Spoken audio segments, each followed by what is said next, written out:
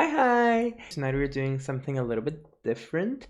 I just want to go down a list of films that I recently watched, all in the order that I watched them, which is the order of release, and they all have a common theme. They are all what people refer to as Hagsploitation. If you don't know what Hagsploitation is, the very abridged version of it is that Whatever Happened to Baby Jane came out in 1962, and everybody expected it to be a flop because it starred Betty Davis and Joan Crawford, who were way out of their prime, let's say. They were not they This was considered a really risky endeavor.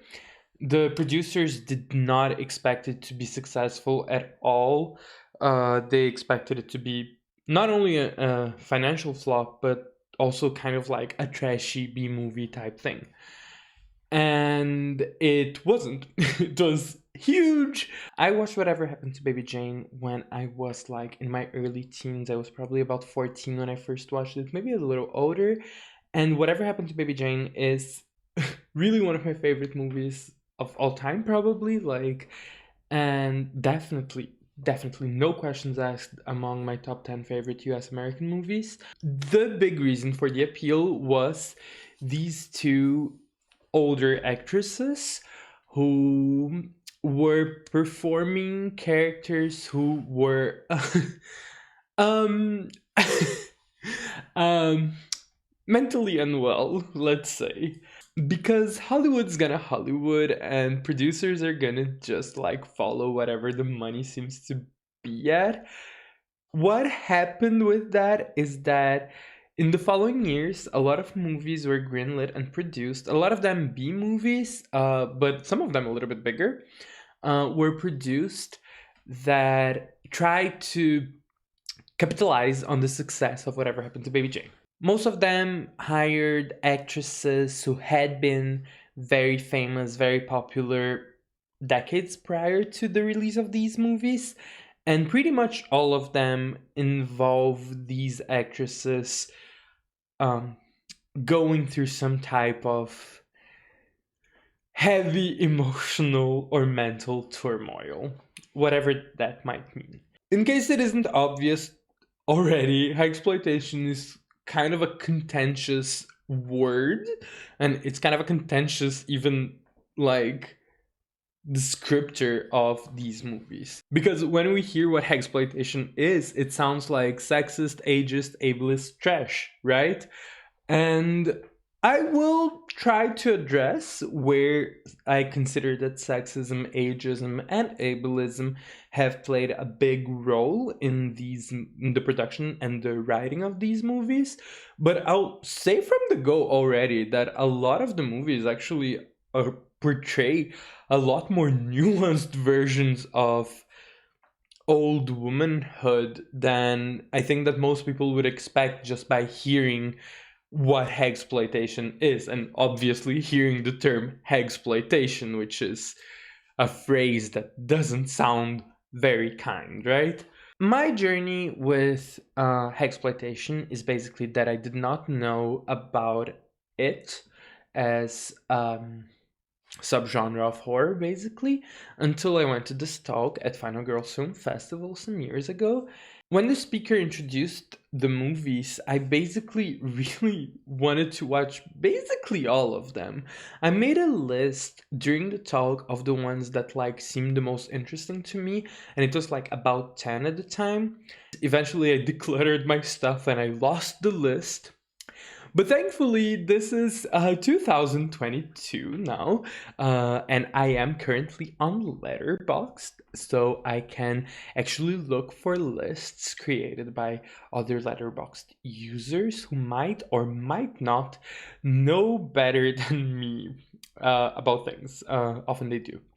I found this list by user Tera Toma, just simply titled Hagsploitation, which seemed to me to be the most comprehensive list of the genre. The Hagsploitation list is linked in the description.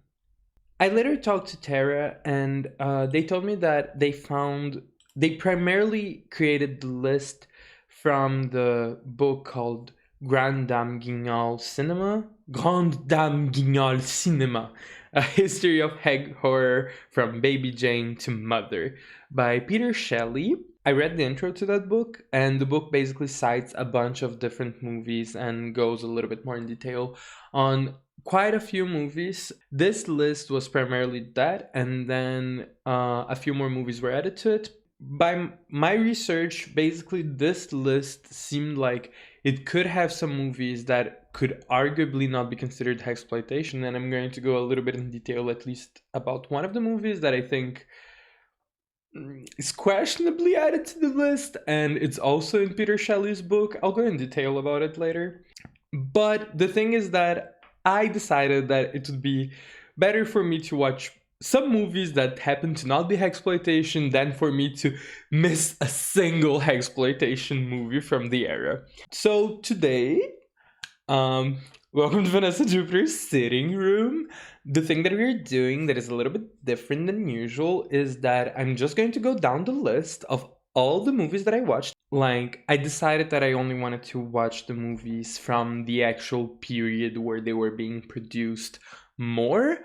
So I only went until 1975. I am not dealing with any of the movies that came after 1975. And I just wanted to like catch a good chunk of that period where like hagsploitation was really on, you know?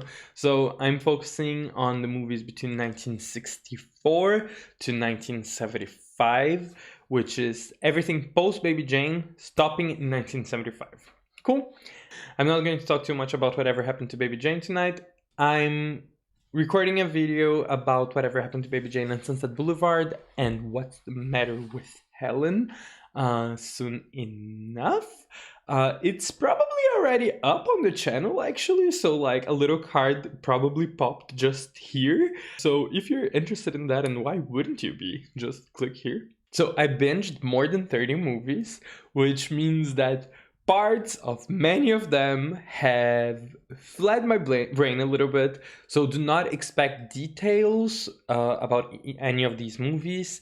This is not what this is. This is just like me talking very fast about a lot of movies and letting you know a little bit of what I think. I'm not going to give content warnings for any of them because I couldn't if I wanted to. I will mention some of the more disturbing stuff that like really stuck with me, but if some of these movies have like really bad stuff and like really problematic stuff, it might actually have just disappeared from my brain. Yeah, so I guess let's just dive in, shall we? Starting with Lady in a Cage from 1964. And this one is actually contentious. I found it really interesting to find out that like this isn't widely beloved, because I loved it a lot actually. When it got like it was the first post Baby Jane movie of hagsploitation that I watched, and it it delivered. This one features Olivia de Havilland. I didn't know her.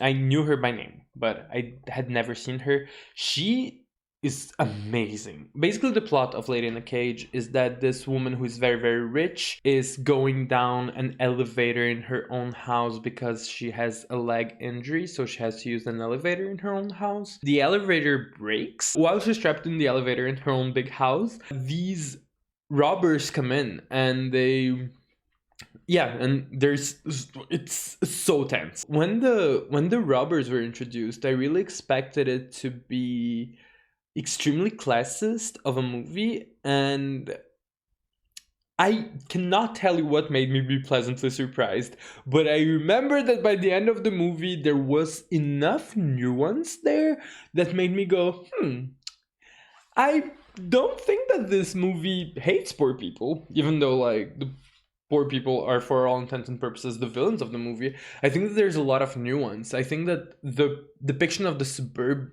not suburban, like, but the depiction of this life that this woman leads is very interesting. There's this oppressive force of the city outside. There's this lack of help from the community that I find really powerful. Like, in terms of making a character feel isolated, I really think that Lady in a Cage pulls a lot of the stops. I'm I really like Lady in a Cage. I give it 8 out of 10 in my rating. I gave ratings to most of the movies as I was watching them. So next, Strait-Jacket from 1964. This one is with Joan Crawford, and she plays the mother of this character. The character who's played by Diane Baker. And their mother-daughter relationship is really good. There's like a lot of good tension building. There are a couple of scenes that are really remarkable. It's a good one. Like, I really like Joan Crawford in this. It might have been the second movie of hers that I've ever seen after Whatever Happened to Baby Jane. I'm pretty sure. I like the twist. I like the death scenes. There are some stuff that are quite creepy. Like, the gore is good. It doesn't feel very original, I'm going to say that. And it might seem strange for originality to suddenly be like something that I care about, given that these movies are known to be kind of derivative. But honestly, they aren't. Like, most of these movies are really different from each other. So, like, I guess that lacking originality is kind of a bigger strike against Strait-Jacket than it would be against most movies. Yeah, it's good. I give it a 7 out of 10, which is very good. Again, if you feel like watching it, go ahead. I don't think that it's very likely that anyone who knows what they're getting into would be disappointed. Then came Dead Ringer, not to be mistaken for Dead Ringers. This is Dead Ringer featuring Bette Davis again. So Dead Ringer has like twin sisters thing to it. It's also not very original. It's also not very good. If you want to watch a movie featuring Bette Davis being very good, playing a Bette Davis character, then watch it. But this one, like, is really fine at best. Like, the plot is really, really unremarkable, and yeah, the only thing this movie has going for it is Bette Davis, and wow, what a good thing Bette Davis is. But this one is unfortunately 6 out of 10 for me. So The Nightwalker, featuring Barbara Stanwyck, is here to save the day. The Nightwalker from 1964. Actually, I'm really surprised that I rated this 7 out of 10 at the time. This is about a woman having a lot of nightmares, and there are some scenes that they truly feel like, I'm afraid I might have dreamed of some of the scenes since I watched this movie. They stayed with me so much. I don't care too much about the relationship between the characters, which makes me not care too much about some of the plot beats, let's say. But Barbara Stanwyck is good. The setup is good, and yeah, and like those nightmare scenes, they are just incredible. So I actually do like the Nightwalker a lot.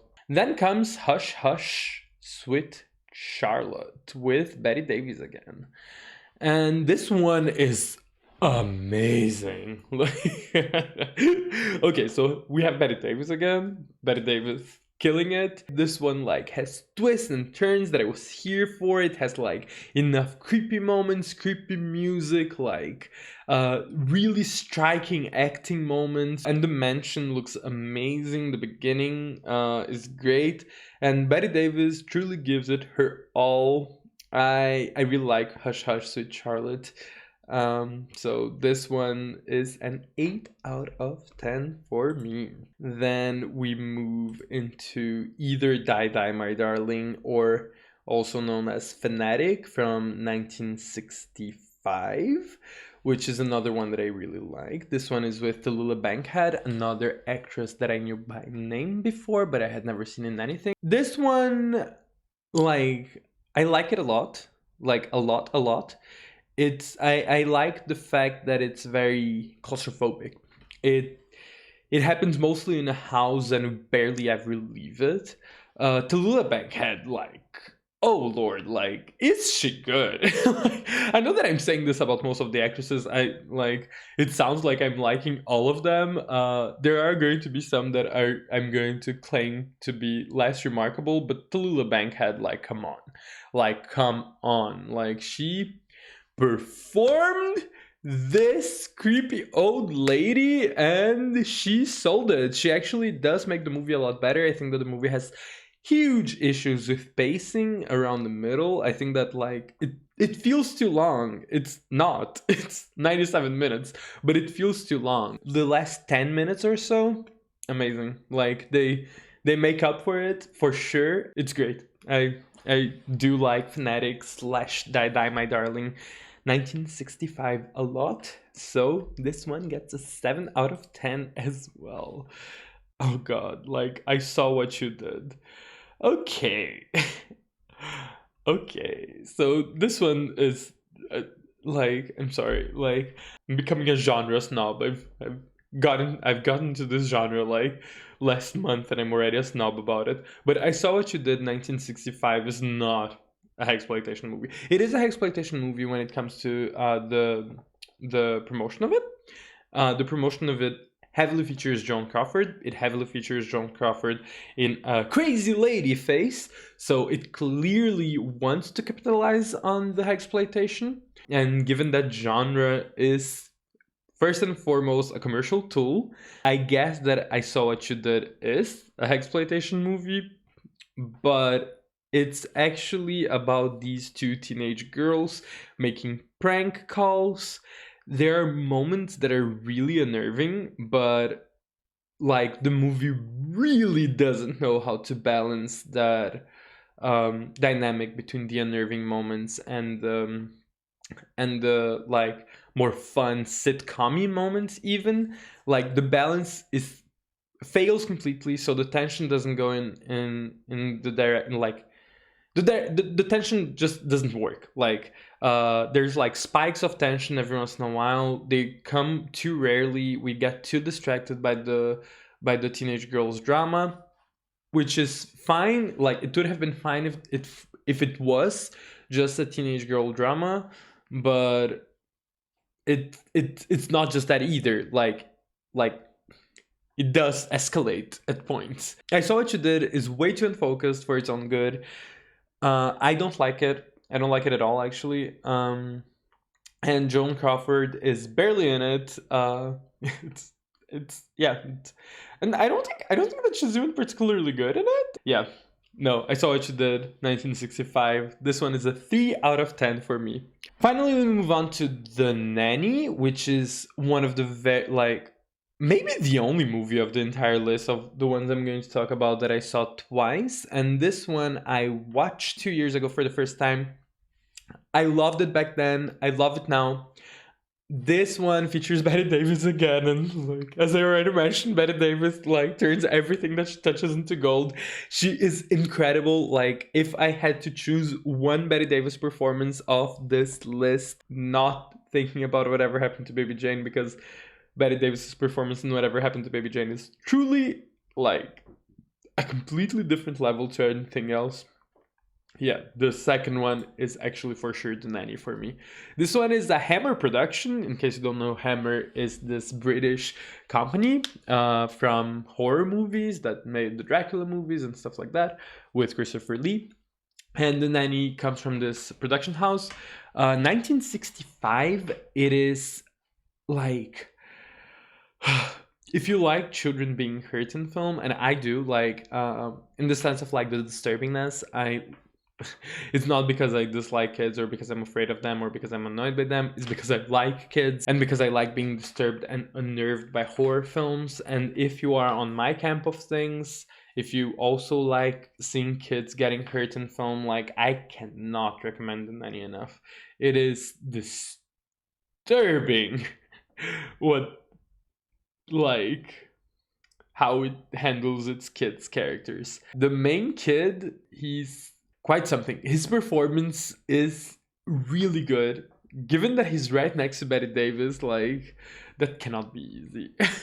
And I will say something. I will not spoil the twist, but there is a twist in The Nanny that made it all come together for me. I remember watching it the first time, and up until the twist, I was really worried about one specific aspect of the movie that I'm not going to say what it is. And there's a twist that just makes the entire movie, like, honestly become legitimately a movie that I recommend to most people. Not just horror fans, not just Hagsploitation fans, not just Betty Davis fans. I think that The Nanny is incredible. I think it's a good. I think it's good as a thriller. I think it's good as a horror movie. I think it's an amazing Betty Davis performance, and I think it's just a really well written movie. Okay, Queen of Blood, 1966. Things are starting to get weird. This is another one that I'm not sure I fully understand what it is doing in a Hagsploitation list. It comes from Peter Shelley's book, and I have not read the chapter on Queen of Blood, so cannot fully say what it's doing there. It has Florence Marley, who I do not know of. She plays an alien queen. They're like, she's not an old woman, she's an alien queen. And it's kind of really boring. Like, I like the sci-fi aesthetics of it. I like, it's 60s sci-fi. Like, it has an aesthetic that, like, appeals to me, but oof, god, like, that's it. I do not like the character of the Queen of Blood at all. I think that she's boring. I think that she's uninteresting. If one of the movie, like, this is the first movie that I'm going to mention, I do think that this character could be very easily argued to be kind of a sexist depiction. She's just like evil seductress. She's a bunch of like sexist stereotypes smushed together. Not good, like, just generally not great. I also don't think it's outrageously bad or anything, so I'm going to give this a 4 out of 10. Then we get to The Witches, which I think that it really mishandles its depictions of African matrix religions. It uses the figure of black people's magic in a way that, like, makes me extremely uncomfortable. And it's literally the first scene. Like, the movie starts and you get that. It's the movie starts and you just get racism, and it's not like, oh, then we're going to, like, find out that there's nuance behind it, like the way that I mentioned a little bit with Lady in a Cage, where, like, it starts and it's like, classism. Okay, so this movie's like, because I often try to give movies the benefit of the doubt, right? And, like, maybe it is possible to have a reading of The Witches that has the benefit of that does allow for some kinder interpretations than what I had, but the way that I saw it, it was very much like, okay, so, like, racism is like the premise of the movie, and yeah, that's it. Then games. Okay, I talked before about good scripts, and games does have, like, honestly, probably one of my favorites. Like, script wise, it's probably my favorite of the list so far. No, that's too strong a statement, but it is really high. Like, I love the script of games. It's bizarre. It's like this couple who, like, starts like meets this old lady who's played by Simone Signoret from Les Diaboliques, which is another movie that I have seen. I know Simone Signoret. I'm not going to say that I like Les Diaboliques, but it's a classic. It's a classic movie that I have indeed seen. And actually, Games has a very similar vibe, and, like, the type of twists that happen in games are, you know, they're the vibe of the twists from Le Diabolique. But it feels like to me, it felt like Le Diabolique done right, honestly. I was so here for it. 7 out of 10 for this one. Then we get to Berserk. Oh, wow. I rated this one 9 out of 10. I have no idea why. Like, my memory of Berserk is not of it being that good. This one happens at a circus. This one is with Joan Crawford again. I love Joan Crawford in this movie. I love the opening scene of this movie. The opening scene of this movie made me so nervous of the movie. And then there's like another scene later in the movie. And if you've seen it, like, you'll know what scene I mean when it comes. And it's just like, I like, I had to hold my breath and be like, oh Lord, like, are people going to be okay? Like, what if someone actually dies? It's really, really intense, and that's why it works, I think. Like, this is the role of hers that I think makes her shine the most in this list. I have a hard time considering this one a Hagsploitation one because Joan Crawford's character isn't really, like, as unhinged as I would expect from movies in the subgenre, let's say. But she's good. Like, and I think that her more calm and composed performance is part of the reason why the genre even exists, right? Is because like she played Blanche in Whatever Happened to Baby Jane, not because she played Baby Jane, Whatever Happened to Baby Jane. Like the whole point of the dynamic between Blanche and Baby Jane is precisely that like Joan Crawford's character is a little more reserved, and this is used again here, so I think it really works. Something that I will note about this is that it has a scene with lions in a circus where the lions don't seem to be treated very well.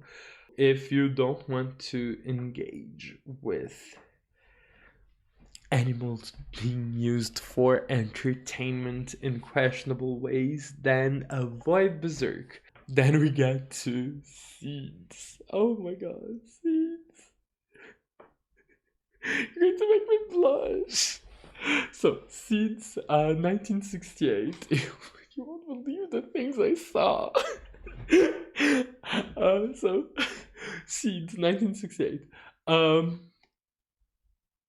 This one, I'll just let you know about like basically the entire plot because it has very little plot. This group of like siblings gathers together in a home, I believe the home that they grew up in, with their old mother, played by Maggie Rogers, and I believe Maggie Rogers is the one who plays her. And they all gathered there, and like she's this old lady cackling and like walking around in her chair, and like she's amazing. Like I literally cannot remember what she does to people. I just remember her like insulting people. I do not remember. Like I have zero memory if she has like any type of plot relevance. I just know that like she was there. She was there. She was cackling. She was amazing. She was incredible. I love her so much. And then after these siblings all gather, like the siblings start having sex with each other, like in pairs. And the movie's a little bit kind of like a porn movie, like the scenes that go into like sex, like they actually are meant to be titillating very clearly. And someone starts killing them, and that's basically the whole plot of the movie. It's siblings having sex with each other in long, amazing sex scenes and being killed. It's while there's an old lady cackling around. It's so good. It is so good. Yeah, like yeah. I love this one so much. 9 out of 10.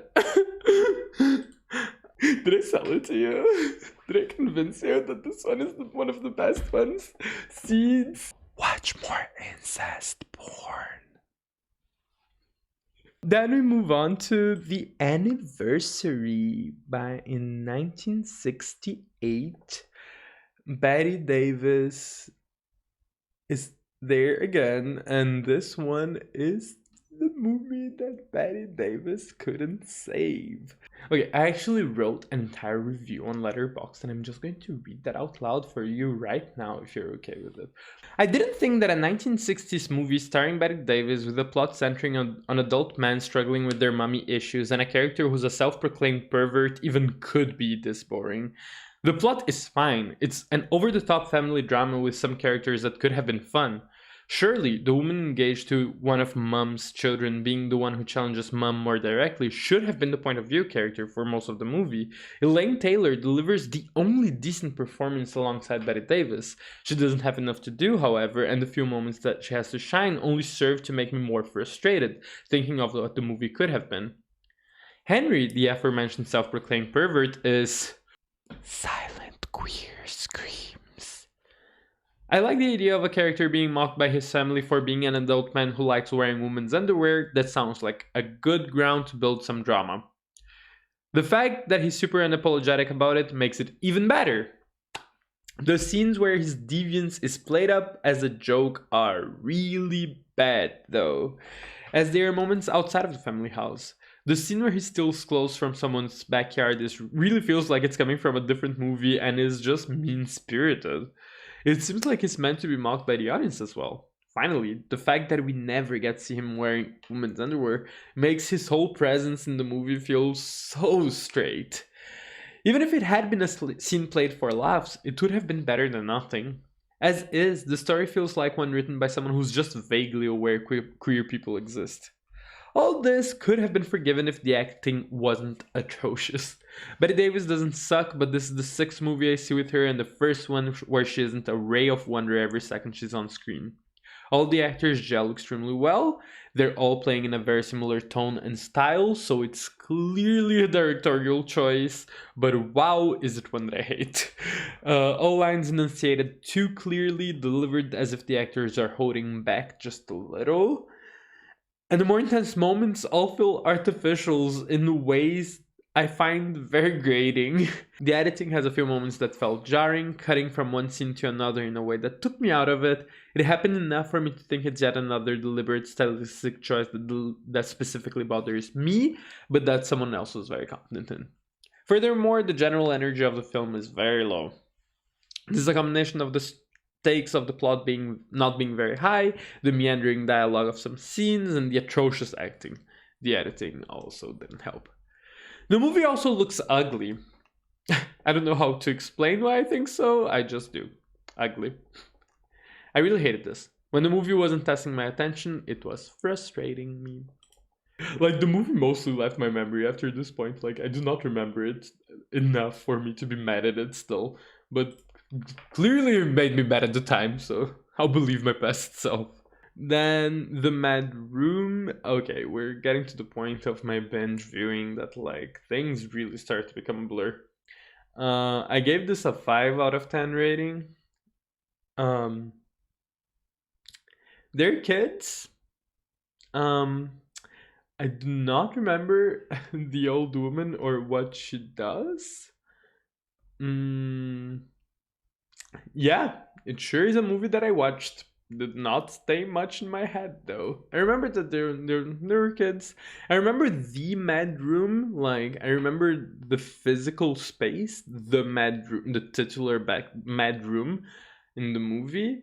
And I remember that I enjoyed parts of the drama that happened there.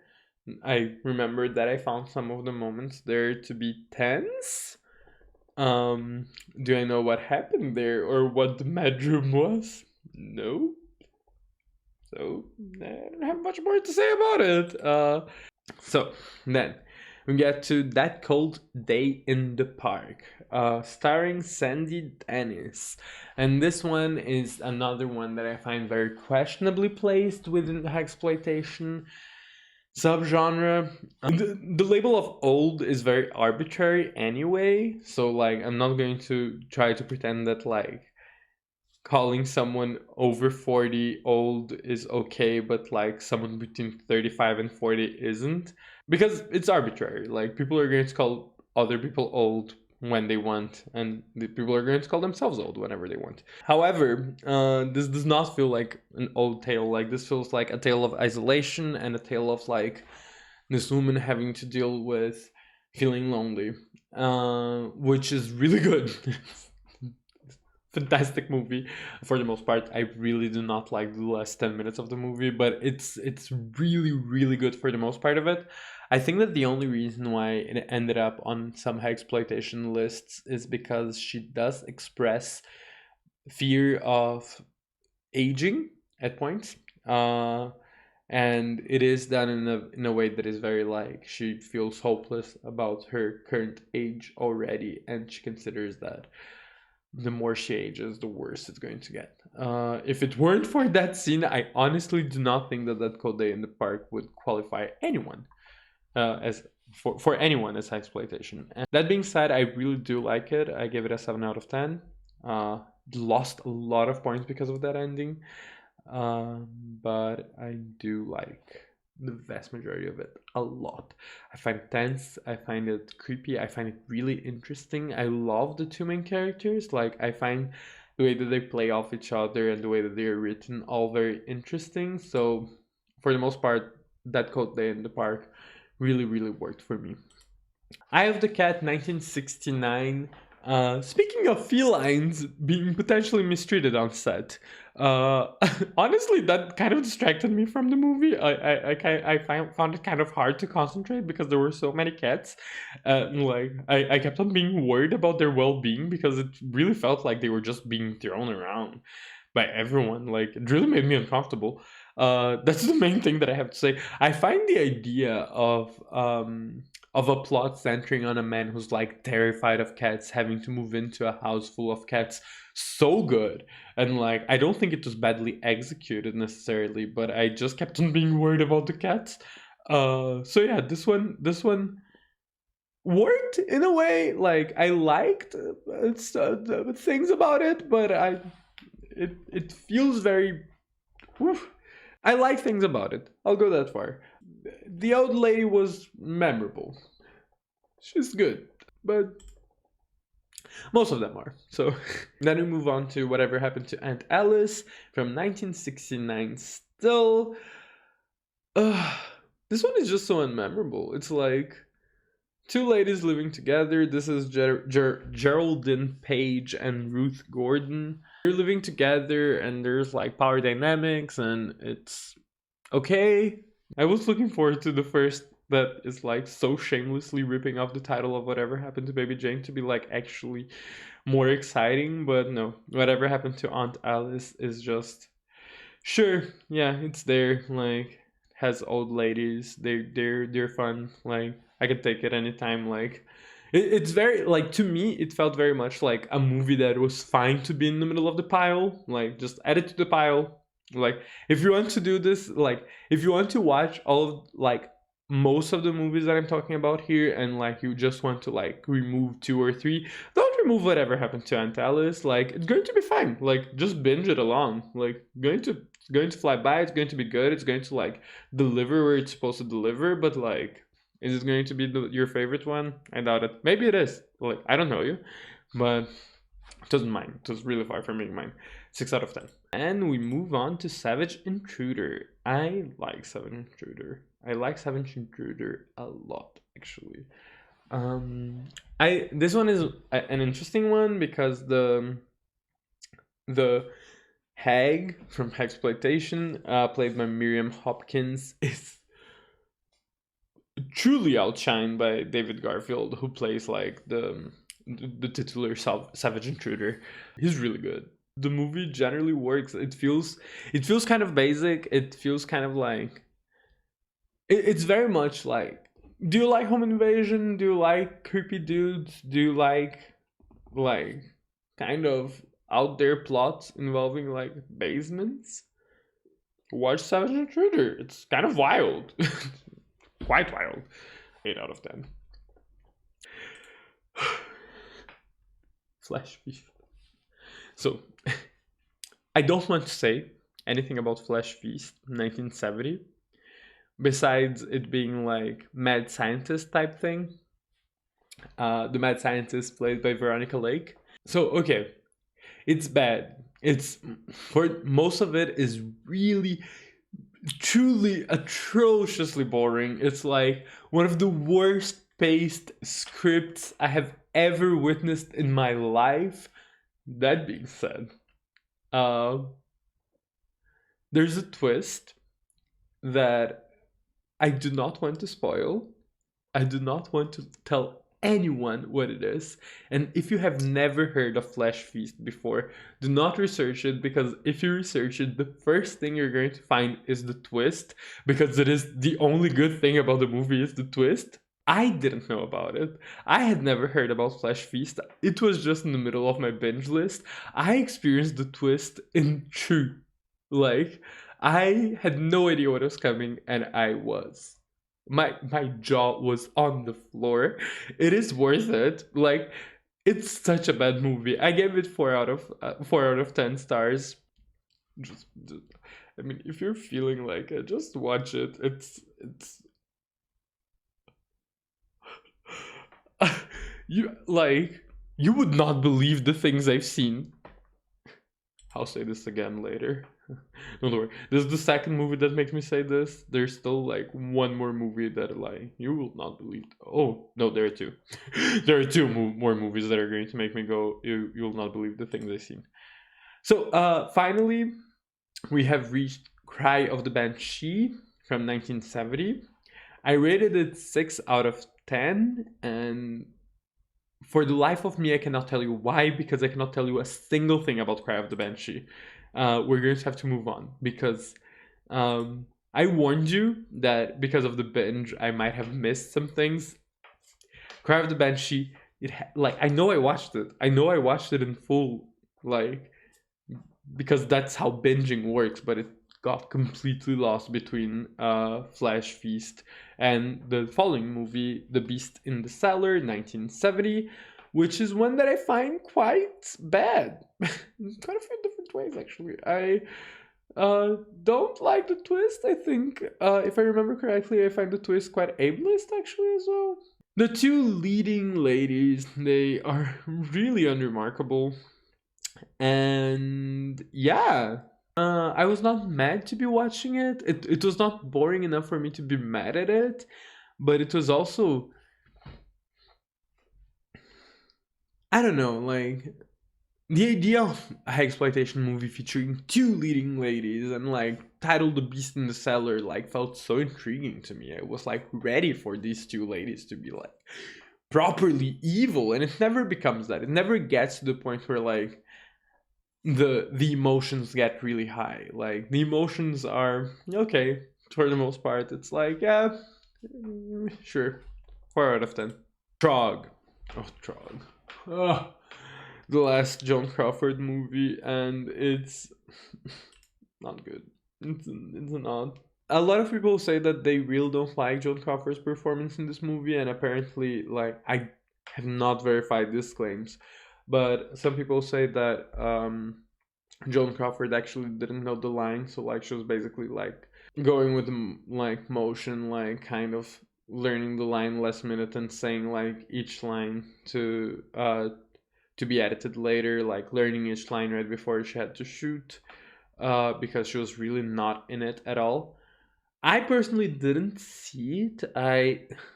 I somehow like Joan Crawford in the movie. Trog, the creature itself, like it feels very wrong.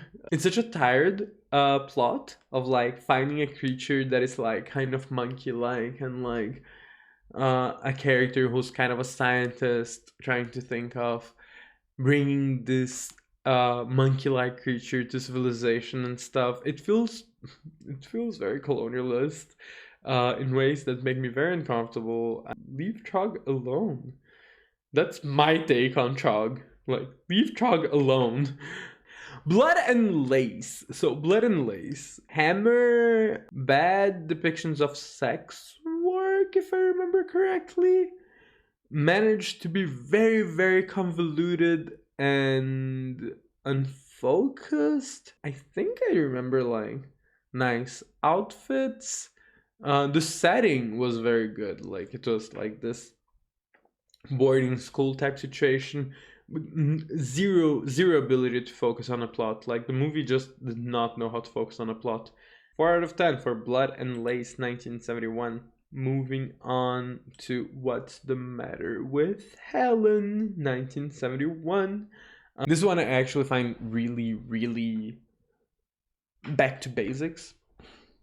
If my video about whatever happened to Baby Jane and Sunset Boulevard already went up, then, and if you have seen it, then you know that What's the Matter with Helen is a movie that I think dialogues very well with Sunset Boulevard and with Whatever Happened to Baby Jane, which is something that I love.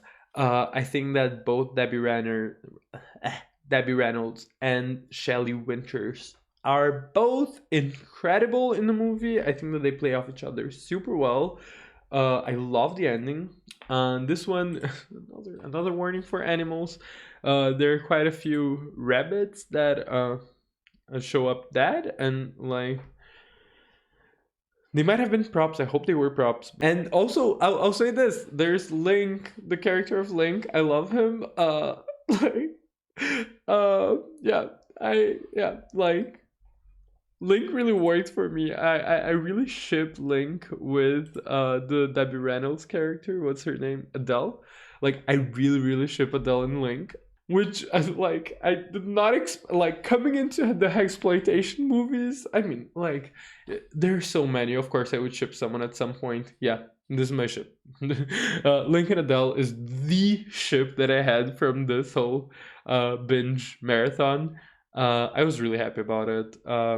And what is the matter with Helen? So intriguing. And this one actually delivers on, like, the promise of the title, you know? Like, what's the matter with Helen? Like, someone tell us, what's the matter with Helen? 7 out of 10. Whoever slew an Auntie Rue.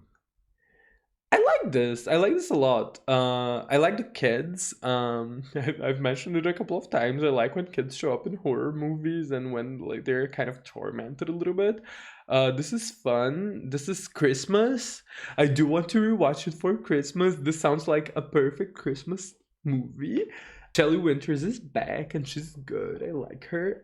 This one is, like, creepy in a good way. I mean, creepy is always good for in my book, but it's creepy with kids. It's creepy with the old lady. It's all good. It's good all around. Like, this one will not disappoint the people who are here for the Hagsploitation. I think 7 out of 10.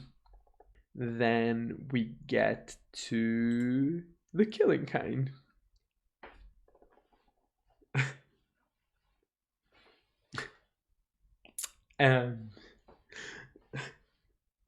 Oh my god. I don't have it in me to talk about The Killing Kind, I think. It literally opens, like, literally first thing that you see is a super exploitative gang rape scene that, like, you just have no mental preparation for. The way it deals with the aftermath of sexual assault is just awful, and it also has the worst line, like, the worst line.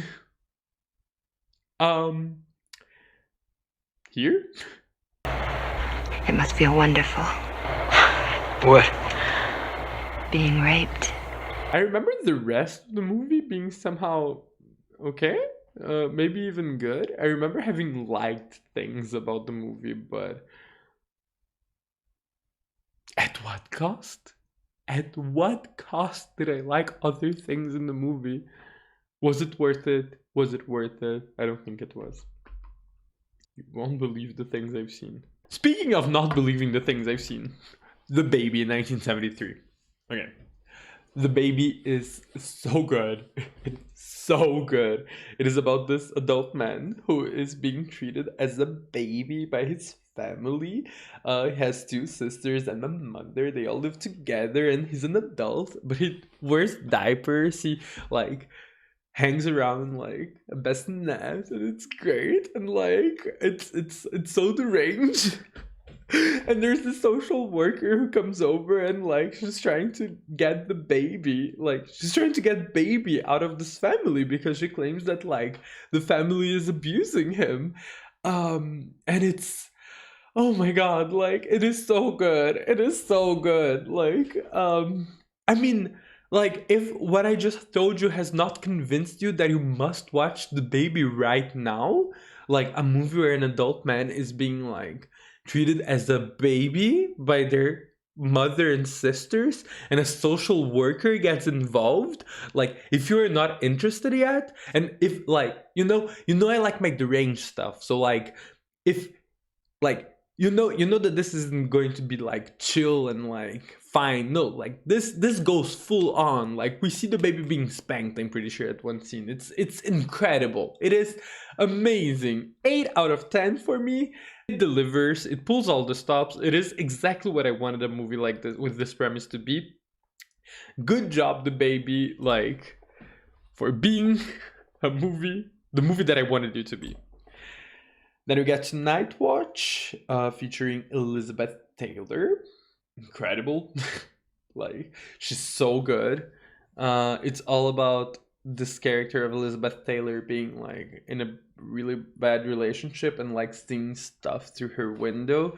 There's rain, there's darkness. The vibe. Like, Elizabeth Taylor just killed it in this performance. Like, yeah, like it's the stuff of like getting you into your body because you feel for her so much. She really like it.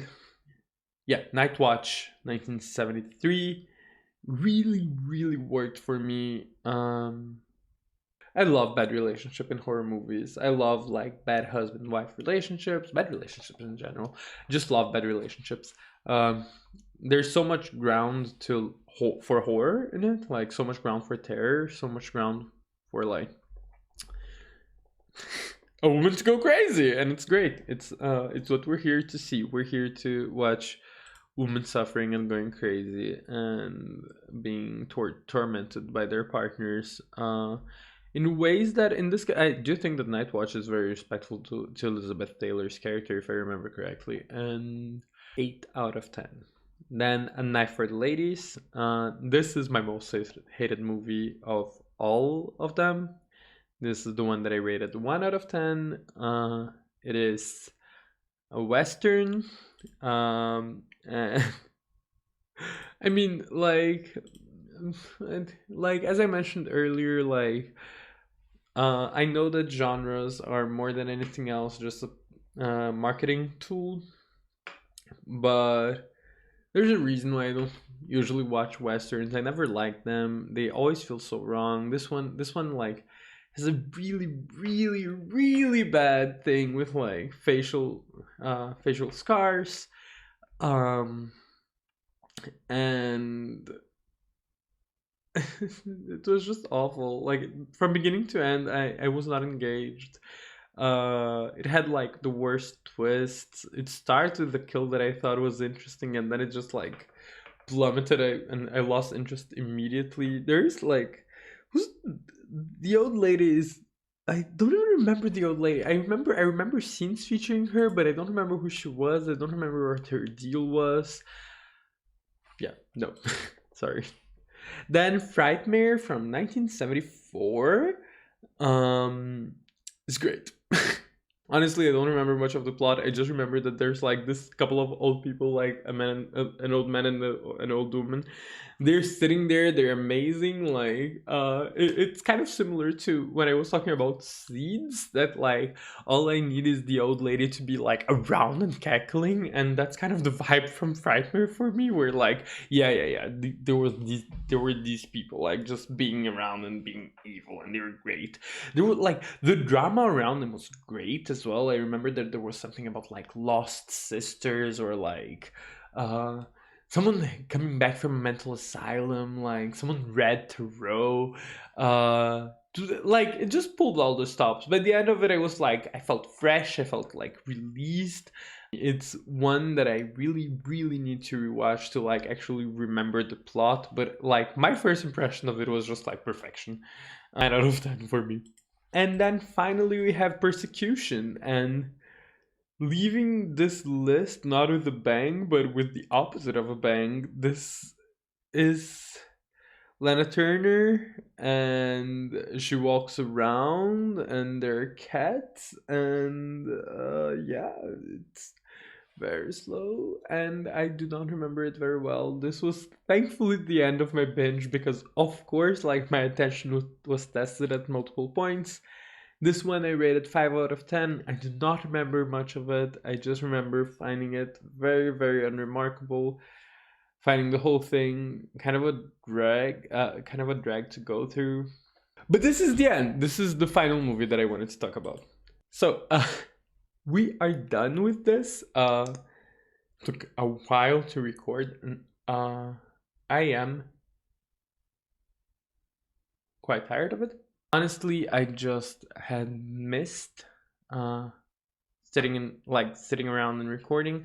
This is the first time that I actually do it like without any setup. This is, years of being on Zoom just means that and on online meetings just means that eventually I had started like creating a little nice background for like people to see me. And now people on YouTube are also seeing the nice little background that the people on Zoom usually see me in. Let me know what you thought of this video, if you watched it all the way through, or even if you didn't. I don't know how you got here to the outro if you haven't seen the entire video, but I'm not one to judge people for jumping around in videos. I had missed putting myself in drag. Because I was sick a few times. This is part of the reason why I managed to binge so many movies. And have you seen any or all of these movies? Let me know in the comments. Let me know which ones are your favorites. Okay. Do not let me know if you don't like Bette Davis. Like, if you don't like Bette Davis, it's fine. Like, keep your opinion to yourself. Like, there's stuff that should not be shared publicly, okay? Like, disliking Bette Davis is not okay. It's not an okay opinion to share on this channel. This is a Bette Davis like hate-free zone, okay? Like, to make the rules clear. But if you hate any of the movies that I praise, or if you love any of the movies that I was mean to, let me know. If you like this style of video, this is so easier on the script. This one, like, again, like I'm sitting down and like just recording. Like I just hit record and I'm doing it, which is just such a different vibe. It's just such a different vibe. Follow me on Twitter if you don't already.